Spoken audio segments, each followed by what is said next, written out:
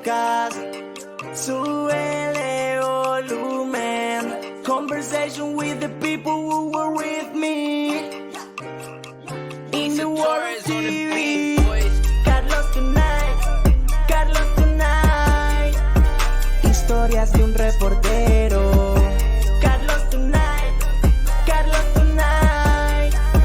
Dale que viene lo bueno. Hey everybody, bienvenidos and welcome to Carlos Tonight. I'm very excited that you found us and also very appreciative of those of you who continue to support the podcast and listen. I love reading your messages, your comments, and your emails. Keep them coming. And just wanted to remind you that Carlos Tonight is all new and available every other Wednesday, wherever you get your podcasts, including Spotify, Apple Podcasts, Google Play, SoundCloud, iHeartRadio, and YouTube. By the way, welcome to not only our listeners, but hello to our viewers. That's right, the show is now streaming, and I'm so happy about that. Hope you guys enjoy it. And before I introduce you to my guest, I want to invite you to check out carlostonight.com, and that's where you can find more information on the show, see upcoming guests, and listen to past episodes. That's carlostonight.com.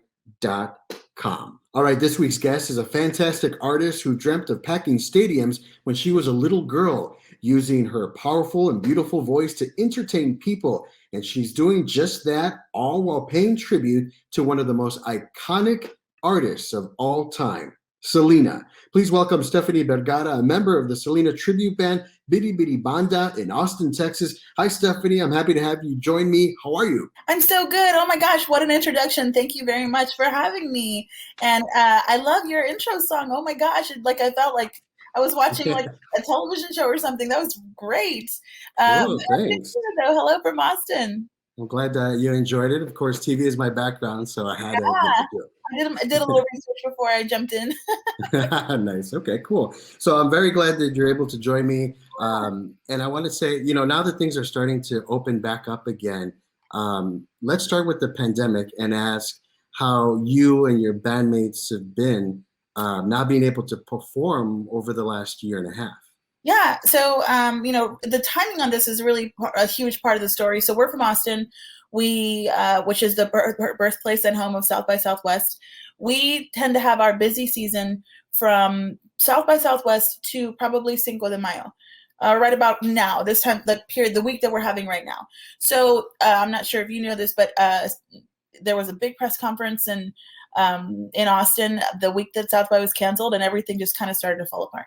Mm-hmm. And before I could even see what was happening, I was getting emails and phone calls from promoters who were like, everything's canceled, and there's no real, in contracting back to a year and a half ago, there was no real clause for pandemic.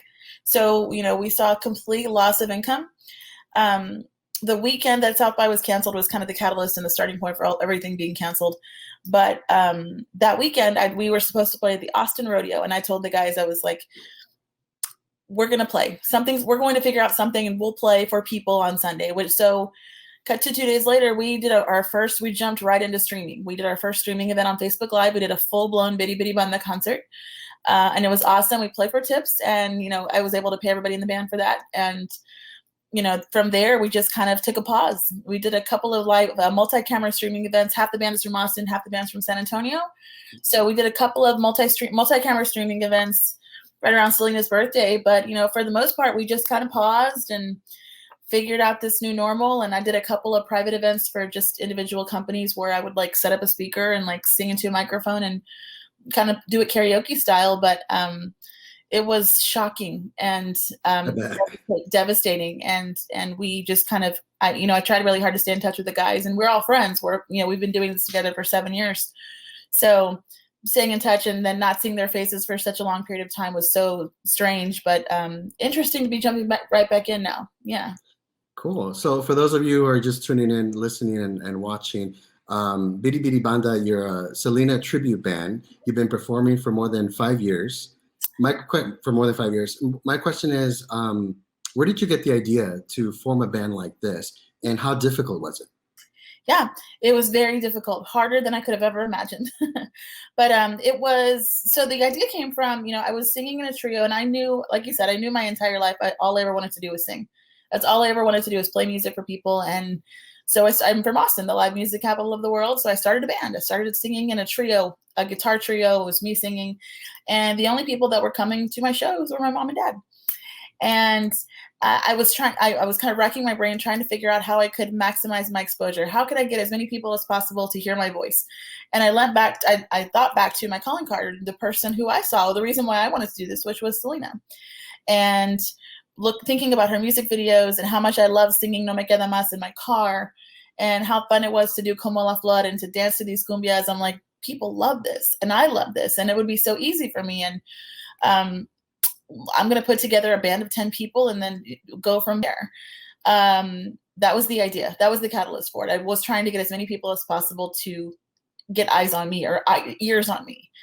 I put together a 10-person band, and I come from the music industry, so I'm booking management, publicity. Before I started the banda, I was doing all those things, and I knew I wanted to be in the industry, and I knew I needed these skills. So I learned how to do everything behind the scenes before I started my band, so that when I was starting my band, I wouldn't have to ask anybody for help, or I wouldn't have to depend on anyone for help. So I had all these skills. I knew all these musicians, and I came to 9 of them with the idea of doing a Selena tribute. I put together the pieces that I thought I needed, and we all showed up for rehearsal. And the first song we ever rehearsed was Chico del Apartamento 512. And for anybody who knows that song, or any musicians out there, that song has a total of 3 key changes, rapid fire. It is one of the hardest Selena songs to play. And it was the first song we tried doing, and we immediately realized we were in over our heads. So we doubled down on rehearsals and went from trying to learn 10 songs to just getting through 5 of them for our first show ever. And the rest is history. It was significantly harder. It's one thing to do Selena karaoke. It's a totally different thing to recreate these songs from nothing. Did you have to go through the family for this, or?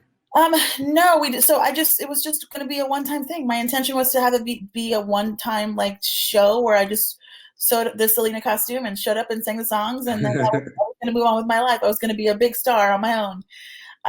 And we just kind of kept getting calls about it, and people were like, "Hey, can you do that Selena thing? Can you do that Selena thing?" So we just jumped in and said yes. And before we knew it, we were playing shows all over the state, and that's when we got a call from the family just letting us know, or Q Productions, letting us know what was okay and not okay in their books. And we have a pretty reasonable relationship with them. I mean, we don't hear from them very often, but I wouldn't go as far as to say that we have their complete blessing, because I don't think anybody. It's hard to manage that legacy, but they've been really respectful of us, and I have a full understanding of the reasonable amount of respect I need to have for them, and we know what we can do, and we know what they're okay with, and that's how we forge ahead. I often wonder what artists think about the love that they are receiving from a lot of fans and people around the world. If Selena was alive today, what do you think she would think about your band and what you're doing out there? I hope that she would like it. So if you've ever been to a banda show, one of the things that is unique to us, one of the things we stopped doing really early on, a year into doing the banda, I stopped dressing up as Selena. So if you come to one of our shows, I will look like some semblance of some version of this with more makeup and more sparkles. And by design, it's that way. I really hope that Selena would be pleased or impressed or happy that we're carrying it this way. All of the work that we do, everything we do in the effort of the banda is to make Selena's fans happy and to be respectful of her and her legacy. So with that best foot forward, I would hope that she would be happy to see a person singing her songs, but also trying to make their own way. That's my ultimate goal. That's beautiful. Selena meant a lot to people around the world. 25 years after her death, she continues to inspire. What did she mean to you? Oh man, she meant to me, and I say this a lot in interviews. I feel like a broken record, but it's so true. She was the first person who I saw on television who looked like she could be my aunt or my cousin or my friend's mom, my mom's friend down the street. She looked like she could be in my circle of people. And I think to a certain extent, being a woman from Texas, being, growing up and living my life less than 200 miles from where she lived, and having a similar experience, for me, it really, I was shell shocked, and it was jarring even at 8 years old to see her just be gone, and I think in my teens and early 20s, I really just kind of was trying to make my own way in the world, but to have this calling card to come back to this and have it be a thing that is still so relevant in so many people's lives, it's really, it's special and it's nice. And, I will never be Selena out. I'll never be tired of the content. I love to see people's different interpretations of it. It's easy to be critical of everything that's coming out, the Netflix show, the bump box, the makeup, but the vinyl records, the little Funko dolls. I could see where people could be like, oh my gosh, there's so much coming out. But for me, I'm like, oh my gosh, there's so much for people to have. The cups, that stripes, Right. if you're in Texas, there's so much Selena to go around. And I think that she's always going to be relevant. I think she's always going to be beloved. And for me, that's certainly the case. So my first introduction to Selena was the song Bidi Bidi Banda. Yes. And then a year later, I had to write about her tragic death for a news magazine that I wrote for, excuse me, in Chicago. And I saw the movie with J-Lo, not with J-Lo, but starring J-Lo. Sure. And then I saw the Netflix show. I'm curious, what did you think about the Netflix show? And has any of that, or will that inspire any of your work on stage? 100% it has inspired our work on stage. We've added 3 songs to our set list this year, and they're all from the show. Cool. Okay. So, the goal of the banda is to embrace milestones of Selena's career. And I think that includes the moments that people have used to memorialize her, to honor her legacy, including the show. I thought the show, again, I'm a Selena fanatic. I love all things Selena.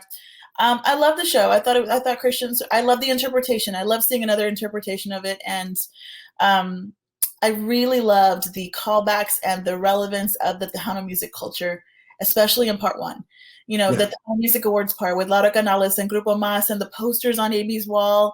I saw those, and for me, Laura Canales is as relevant as Selena was. She is in my house. She is in my family.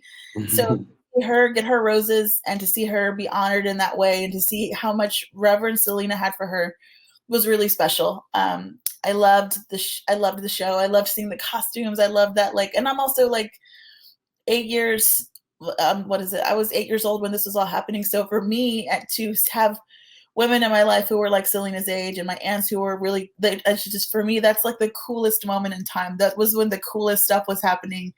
And my giant 8, 9, 10-year-old eyes, I was like, oh my God, look at that hair, look at that jewelry, look at all those the sparkles, the rhinestones. It's just, for me, that was the coolest moment in time. So to see that recreated with this singer who I love so much was very cool. Cool. So can you introduce us to your bandmates? Yeah. Here's a picture that I got from your Facebook. I thought they were here. Yeah. So I'll start on the side with the gentleman with the baseball cap on and the baseball jacket on the left side. That's Mike Aguilar. He plays drums and he sings vocals. He's the newest addition to the banda. He comes from the family of the La Banda Los Aguilares. And he's played with Vito Olivares. He's an incredible singer. He's got his own band called Mike and the Coops. Cool. He's from San Antonio. Yeah, so that's Mike. He plays drums. Next to him in the blue shirt, and next to me is Rocky Reyna. He is our bass player, or our ace of bass, as we refer to him. He's from South Texas. He's from Hebronville. And he is actually the only member in this current band. I love that you have this picture because this is the most current version of the banda. Good. I was worried about that. Rocky is the only person in this current version of the band that has been with me since show number 1. And I actually met Rocky. I was working co-producing festival here in Austin, and Rocky's band was playing it, and we became friends and have been music partners ever since. So Rocky's also my son's godfather. But it's all a big happy family. There's me in the middle. I'm Stephanie. I'm from Austin, Texas. I sing lead vocals in the banda. To my left with the black shirt, that's Kobe Ramirez. He is our conguero and our percussion player. Everybody in the band at this point, as it goes with bands, everyone has a substitute. Everyone has a person. If they can't make a show, I can call a drummer or a bass player or a guitar player. Kobe is the only person in the band who doesn't have a sub, and it's because when Kobe's not with us, Kobe's the heart and soul of the band. Like he really brings the spirit and energy and adds so much extra to what it is that we do. So Kobe is from Austin. He's the banda's godfather for sure. He's our peacekeeper, and he's our steadfast percussion player. To Kobe's left is our band leader and our keyboard player, Luis Sanchez. Luis is from Natalia, Texas, and he plays with bands like DJ Kane. He also plays in Mike and the Coops, and he's played with Isabel Marie Sanchez, who was on the Q Productions label. He's an incredible keyboard player. He's a great friend, and I think he's one of the youngest people in the band, but in reality, he's probably one of the most mature. He's very much like, I tell him a song and the next day he knows it. And he's just like, he's such a critical and vital, they all are, but he's such a critical and vital part to the band. And his laugh is so infectious. Oh my gosh. You will frequently see Luis and I laughing at something silly, having an inside joke on stage.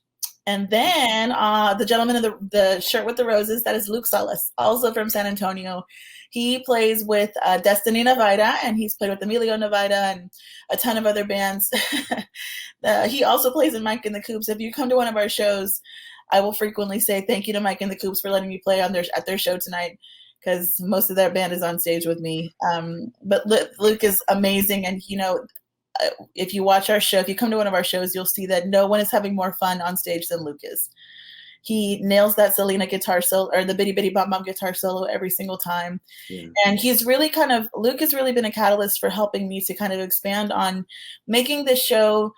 It's always going to be about Selena. We're always going to play Selena music, but he's been such a big supporter and a big catalyst for adding elements of the show, elements to the show that are like stuck in that time frame too. We've got like a little Def Leppard rip that we do at the beginning of Technocumbia now, and we've got some Nirvana stuff that we do, and Luke just wants to rock, and he totally does, and he's great at adding to the show. This is one of the most fun lineups of the band that we've ever had. By the way, I love this picture. Oh, thank you. That was very shortly after I found out that I was pregnant with my son. I was playing at a hometown show in Austin, at Austin City Limits Live, and I was blonde at the time. I was blonde when I started doing the banda, and that was a whole other piece of starting to do Bidi Bidi Banda. It was so important to me when we started that I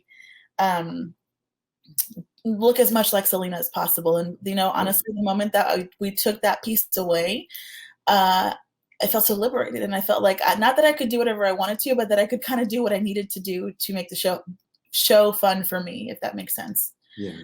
So that picture, speaks volumes, definitely, because it's definitely a moment where I felt liberated to just be myself and not have to be a Selena lookalike.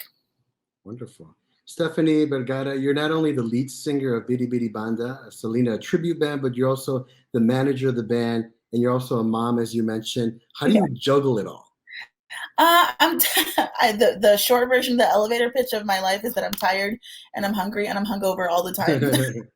But I have a wonderful 3.5-year-old little boy who is priority number one. And I think one of the ways that I've been able to kind of keep myself grounded is that I keep the most important thing, which is him. And, if that means, and I mean this in the best way possible, like shows now have become less about party and more about work, and we're there to work. And we, when people come and pay their money to see our band, we want to give them the best version of these Selena songs that we can. And it is a job, and it helps to pay my mortgage and helps to pay preschool tuition and things that we need to do. So having my son has definitely made me become more of a grown-up. Having the banda see some level of success has definitely made me want to elevate how and when we do this. We don't have to play every single show for exposure because someone asks us to. There's got to be some value behind what we do, and it's not valuable if we're playing in Austin 18 times a year. Right. So thinking about that and trying to keep my head above water and manage the success. The band is a success. Managing the success as best I can is definitely been keep at the forefront of my mind, because if things fall apart or if something doesn't happen, it's on me. Right. And it's very easy to see that. So I grew up with strong, influential women, and you seem to be surrounded by talented men, and I'm talking about the guys in your group. Yeah. Do they ever like treat you like a little sister? Do you guys ever fight? We don't really fight. I will to speak on the dynamic of our relationship, of my relationship with the men in the banda. It's no secret to anyone that the music industry is largely led by white men. We'll just call that what it is. So to be not a white man, fronting a band, managing a band, being the point of contact, we frequently will get to a show and have a show promoter be like, okay, well, who advanced the show? Who did we get this information from? You got it from me. Okay, well, who do we pay? You pay me. And who do we talk to about what's happening on stage? You talk to me. You can talk to those men, but I'm their boss, and they're probably just going to send you back to me. So they are incredible strong male allies. Rocky and Kobe are dads to daughters, and just kind of have, women fronted, what they lead women led lives. So I am so thankful to them and appreciative of them. I'm impressed every single time we play a show that they are comfortable, and they're comfortable, and they're okay with being a strong male ally and having me, on Front Street, to be honest with you. Like, I can't think of a better way to put it, but they're so supportive of if someone wants to interview me or someone wants to take a picture with, usually if someone's taking a picture with me after the show, one of the guys in the band is holding the camera. They're so supportive, and to that extent also, like to your answer your question about being a baby sister, they kind of do. There are some places or some environments where if it looks kind of sketchy, they won't really let me be by myself. Especially when I was pregnant, we were touring. Like, I didn't carry any of my bags. They helped me get on the bus and like made sure I got to my hotel room okay. And if we're playing a show afterward, like we'll go take pictures all together. We try to do that all together so that it's safe for me, and so that the guys want to say hi to people, and I do my very, very best to make sure that they are elevated and that people know their names and know who they play with. And my favorite musician in the world is George Strait. And whenever George Strait plays shows and introduces his band, he says their name, what they play, and where they're from. And I try to do that as well. And I think that it really humanizes the guys in the band and absolutely elevates them. So Selena had a lot of hits. Yeah. And including my favorite, Dreaming of You. And I rocked that out last weekend when I was cleaning the house, and I'll admit that. Do you have a favorite?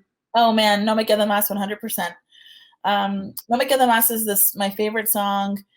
It's my favorite song, probably my favorite song in the world. It's just such a beautiful song, and it's if you see the Selena Netflix series and you see kind of the evolution of how that song happens, it will punch you right in the gut. It is just it's so devastatingly beautiful.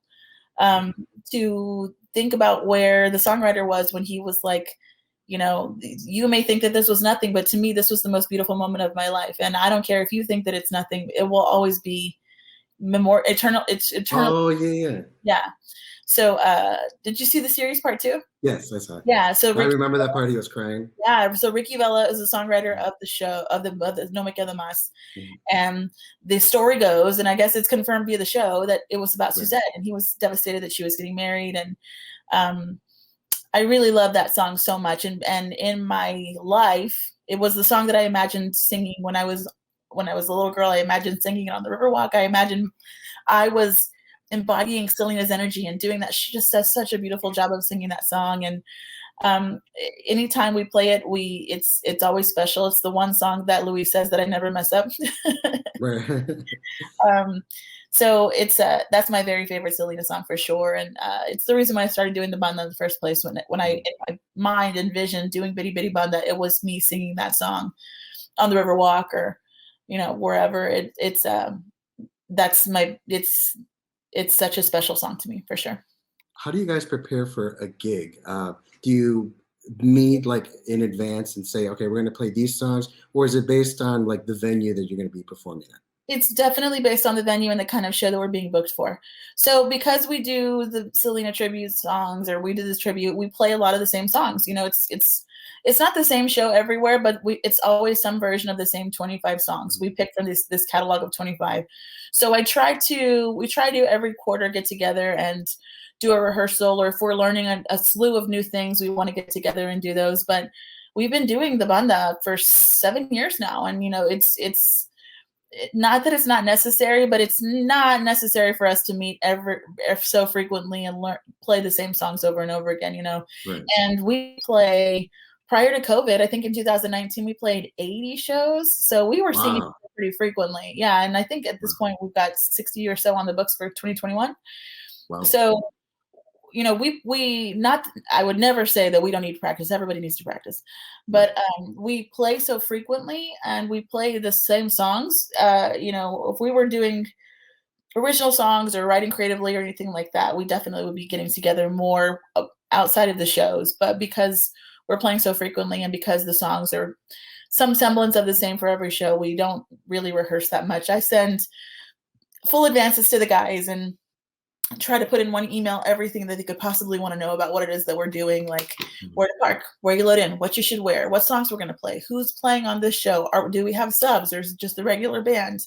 I'm going to I'll send the set list so that they can know when I'm going to do a costume change, or when they're going to sing a song without me, or we try really hard to put it all in one place. We have a great new wonderful manager who's helping me kind of send that information out with some help. Oh my gosh, I appreciate her so much. She just came in and just has changed the dynamic of the way that we do. She's our day-to-day manager for sure. Oh, cool. Okay. Yeah. So it's hard for me and a lot of people to imagine that it's been 25 years since Selena's death. 26. And yeah, and she continues to inspire people all over the world. She continues to live on through your band. How does it feel being able to introduce her to like a new generation, to maybe young people that may not be Latinos? Yeah, it's you know, coming from Austin and coming from a place where we consider ourselves to be the live music capital of the world, we play for a lot of non-Latino young people who are just experiencing the Selena music for the first time, and it's a huge responsibility, but also one that we are proud to participate in. You know, one of the things that we did last year while we were watching the very necessary social uprising in the summer of last year, killing of George Floyd, one of the things I realized was that, you know, we were frequently being asked to open the Latin market for a club, or we get these calls by these biker bars or by these country bars, and they'd be like, we want to do a Latin night. Have you ever done a Latin night before? No, we want to try it out. So we were realizing that we were being kind of put in this place. I was realizing we were being put in this place to be kind of testing the waters with that, and then you'd hire us once a year, and then you wouldn't call any other bands of color for the rest of the year. You'd call us again the next year. And I just didn't see the longevity of that. And part of my story of me wanting to separate myself and make my own way, not separate myself from Selena in a disrespectful way, but part of telling my own story. One of the things I implemented in our contracting last year was a diversity clause. And that says that if we are contacted by you, we're going to review your booking practices. And if we feel like you're not making a deep investment in musicians of color throughout the year, we don't really want to play. Or if we find out that your booking practices show that you're only hiring us, we'll cancel our own show because we don't need to be there and we don't need to be paid. It's not worth it. So I'm really proud of that. I'm really focused on that work, on that equity work. And we, you know, it's not to say that we want to out any clubs or say that these clubs are bad or these clubs are good, because we want to play all the clubs, you know. And if they're not hiring people of color, can we bring an opener? Can we be the first of a series of Latinx shows? Can you hip hop performers? Can you book drag queens? Can you book something else that is not a white man playing before and after us? Why do you think that's important now?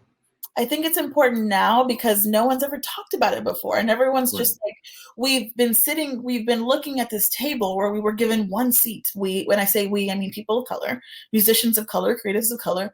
We're at this table where we're looking at this table where there's one seat. And the perception is that we have had to fight for the death for the one seat, when in reality, we should be maybe getting our own table, or getting to the table and making sure that there are seats at the table for all of our friends. I think that the only way that that's going to change is if we make that change, So, and it's going to start with us saying, we are not going to play. We are not going to be this band that shows up and takes our money and goes home. Yeah. That's not going to help. I mean, it's going to help us, but we want to do better. Right. So I mentioned earlier that you were a mom. Mm-hmm. What are some of the things that you want young people in your life or around the community or maybe the venues that you visit to learn from your story, from the band, and the woman that inspired your band? I would like for first and foremost, I would like for other single moms to know that you can do it, whatever it is, like having a baby. And my son is the best thing I ever did. He's the best thing I'll ever do. But in order for me to be the best I can be for him, I need to be able to create. I need to have an outlet. And I'm fortunate enough to live in Austin where my family is and have a great co-parenting relationship with my son's dad, where I can have the space to do that. And, I have, since my son's been born, the band got better, and like having a child is not the end of your life. And, it's the beginning, and it made me want to do better and do more. And, my son's 3.5 years old, and I hope that, when he's 25 and he's writing his Facebook post on Mother's Day about Happy Mother's Day to his mom, that he means it. And that he's serious about how he feels about me. And like, if I'm not a good mom, I'm not good. I'm not anything. And I'm thriving and he's thriving. And I think that my goal, my hope would be that if someone saw what I was doing or saw what I was, kind of capable of, that they would see that they could do it too. Just drive and focus and like, for me, relentless passion to want to be the best version of myself. Stephanie Bergara, you are keeping Selena's legacy alive with your tribute band, Bidi Bidi Banda. Do you ever get the chance to play like other music when you perform? I think you mentioned that earlier. Yeah, actually. So we just did an event with Texas Public Radio earlier this week. And we're dipping our toe and doing some other stuff. We did a Casey Musgrave song, and the intention always was to make my own way. And I'm really excited that in July of this year, I'll be releasing my first single in English. It's original music. Congratulations. Thank you. I'm so excited. My co-writing partner and I are going to the studio to record in the next 6 weeks, and it'll be radio ready in July. And I'm really, really excited to do that. And I'm not sure if you saw, I know you're not in Austin, but all the big news in Austin today is that the Austin City Limits Festival lineup was released. Mm-hmm. And George Strait is playing. And I just mentioned George Strait earlier. I think the perception might be that I have a crush on him, but it's so much more. I do, of course, but it's so much more than that for me. George Strait released his first album when he was 30 years old. He won his first Grammy when he was 59. Wow. He's headlining ACL Festival at 69 years old. I started my band when I was 28. And I really, it kind of started late because I was scared, because I really wanted to make sure that I could be stable. And before I started my band, and it's going to remain to be seen how that continues to happen. But I'm a big fan of people who seek out their dreams kind of later in life. I forgot what you asked me, but I hope that answered your question. It did. So I know that your group performs around Austin and around Texas. Are there any plans of maybe going to other states? Yeah, we've been all over the country. We've been everywhere from New Orleans to LA, everywhere in between, Chicago, Denver, Phoenix, Vegas. So we definitely love playing again. Our Phoenix, other than Austin and San Antonio and now Dallas, Phoenix is our best market. So we definitely want to come back and play those shows. And we're definitely, before COVID happened, we were scheduled to be in Albuquerque and Tucson and Phoenix again, and more of the Southwest. It's really our sweet spot in terms of playing shows. But yeah, we want to do that again. And it was such a bummer. Such a bummer doesn't even begin to describe it. But last year was going to be the first year that I was going on tour since my son was born. I was really pleased and proud to be able to present the banda on a national level again, and we didn't get to do that last year. So thinking hopefully we can pull something together in October, November. and we'll see how that goes. But yeah, we love Texas, and we're so proud of being like the first Selena tribute from Texas. Yeah. And people in Texas, to a certain extent, feel like they have some ownership of Selena, and they do. She's our Texas girl. She's our girl. Yeah. She was Beyonce before Beyonce was Beyonce. Mm-hmm. And she, it's scary to think. It was scary initially to think about leaving Texas with this band, but it's thriving for sure, and we're ready to go back out there. Good. So before I let you go, I got my phone out. I have some questions from our listeners. Awesome. I posted it on Instagram earlier today. The first one is from Nancy. Okay. Is there a Selena song that really hits home? You kind of answered that earlier. Yeah, No Me Queda Más for sure. I also love all of the rancheras, the Selena ranchera songs. Those songs remind me, all like the rancheras from any Tejano bands, remind me of watching my parents dance at quinceañeras and bodas, and like there's such a romanticism to them for me. And like, watching my mom and dad dance at like my quinceañera, just like thinking, oh, one of these days I'll dance with my husband at my quinceañera, at my kids' quinceañera, like that. So any of the rancheras that we do currently, Yo Me Voy, Dame Un Beso, Yo Fui Aquella, Si La Quieres, and Ya Ves. So we really love those. There's, you have to kind of love that format of music for there to be 6 of them in your playlist, in your set list. Okay, this one is from Martin and Julio. They say they are big fans of Selena. Thank you for all that you do. What did you think of Christian Serrato's portrayal of Selena on Netflix? I feel for Christian for sure. Any person who tries to embody Selena, sing like her, look like her, anything like that is going to face their fair share of criticism. I think she handled it all very gracefully.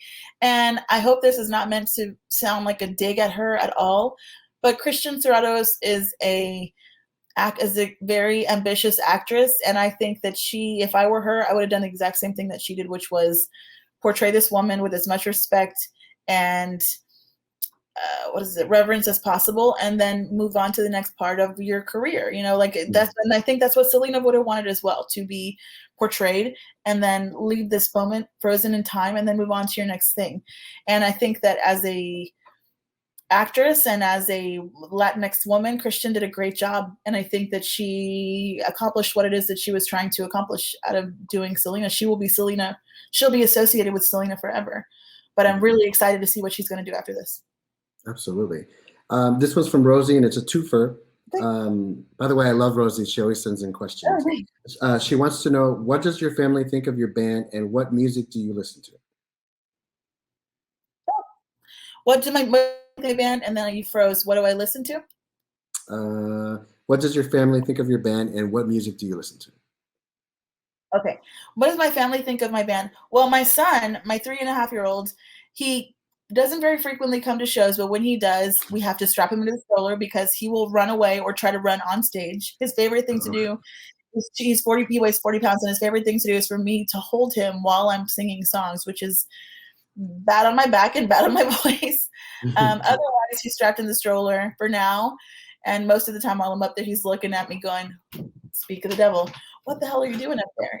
Basically, he's just like, oh, hi, dude. He's like, what are you doing there? So my son has a love-hate relationship with the banda. My parents are really proud, and nothing about where I come from would tell you that I'm supposed to be a musician. Right. So my dad and my mom, if you ever come to one of our shows, my parents are there. You can find my dad and mom at the bar in the back buying margaritas for all my friends. I'm really proud. My brother, I have one brother, and he's super supportive. And my niece and nephew, just like the other day, my niece got an iPad for Christmas, and she called my mom and said, "How do you spell Stephanie? I'm going to Google her. She's 7." So I think that they're really proud, and I'm really so loved and so supported, and I think they're really proud of me. So good. It's like I'm gonna start to cry. We're all proud of you. Thank you. I don't think frequently about that, but I hope that they're proud of me, and that's all. If I can do that, that's accomplishing a whole lot. I know they are. In terms of music, it's so diverse. I come from the industry, so I love everything. I love Bad Bunny. There's my son back there. Oh, hi. He's He's playing with things he shouldn't be playing with. I love Bad Bunny. I love Deftones. I love George Strait. Casey Musgraves. I love it all. I listen to a lot of it, all of it. Music was my gateway to creativity and my gateway into entering the arts. I love to, one of my favorite things to ask a person I just meet is to ask them what their favorite song is and what they like to, because you learn so much about that person. Yeah. If I'm listening to music with my family during Christmas time at home, we're listening to the Eagles. If I'm in the car with my boyfriend, we're listening to Primus or Pantera or something crazy like that, and then I love going to a concert and I listened to so much music while I was pregnant with my son. I love Lauryn Hill. I love hip hop music, all like the Baby, Lil Baby, Drake, all of that. I love it all. So all the babies, all the babies, all the bunnies. Yeah, cool. So earlier I posted with you guys your social media pages, and I'll include that in the episode notes. Stephanie, you guys will be performing up in my neck of the woods, north of Dallas in Plano, Texas, right? Yeah, we'll be there June 5th at Legacy Hall. It's one of our, if we could say that we had a home venue, it would be either Legacy Hall in Plano or Hotel Congress in Tucson. But for all intents and purposes, we love Legacy Hall. They treat us like gold. It's such, if you've never been there before, it's like this multi-restaurant, 3-level club, bar, outdoor experience. You bring your kids, you can see, eat so much food and hang out. This is the first time, June 5th will be the first time that I'm going to go and I'm going to eat some food, because every time we play, I play the show, and before I realize it, before I can clear, the crowd is like 11:30 and everything's closed. So I'm going to go early, get my food picks in, and I'll be there with my boyfriend and we'll be hanging out. So cool. We love Legacy Hall. We'll be there on June 5th. Cool. I'm going to drive up so I can meet you in person, okay? Okay, let me know you're coming. We'll talk about that offline, but we'll take care of you. Tables are going really fast, so if you want to get it, we'll do it. You're also performing in July, right? Yeah, we're playing a lot in July. We're doing Austin City Limits Live, so that is actually the anniversary of the Dreaming of You album. It's the 26th anniversary of the album, so we'll be doing some semblance of that there, and then we'll be back in the North Texas area for Louisville, Addison, and Farmers Branch in June and July. All right, and because I'm me, the first person to email me at carlostonightpodcast@gmail.com will win a pair of tickets to check out the band, and I'll have more information in the show's notes. Hey, look at that. So there you go. And if you can't make it there, then I'll buy you your first 2 drinks in Dang, find Carlos for sure. Don't forget that email. That's the hookup for sure. Cool. Once again, Stephanie Bergara from Bidi Bidi Banda. You can find them on social media, and we'll have a link to the band's pages. Thank you so much for doing this. I appreciate it. You're always welcome to come back. Oh, this was a treat. Thank you so much. Sorry, we were interrupted, but this was so nice. Thank you so much, and I'm happy to talk to you. And that's a wrap. Thanks so much for listening. Carlos Tonight is written and produced by yours truly, Carlos Correa. My theme was performed by Sken Galis. Remember, you can check out new episodes of Carlos Tonight every other Wednesday, wherever you get your podcasts, including Spotify, Apple Podcasts, Google Play, SoundCloud, iHeartRadio, and don't forget to watch us too. All the information available at carlostonight.com.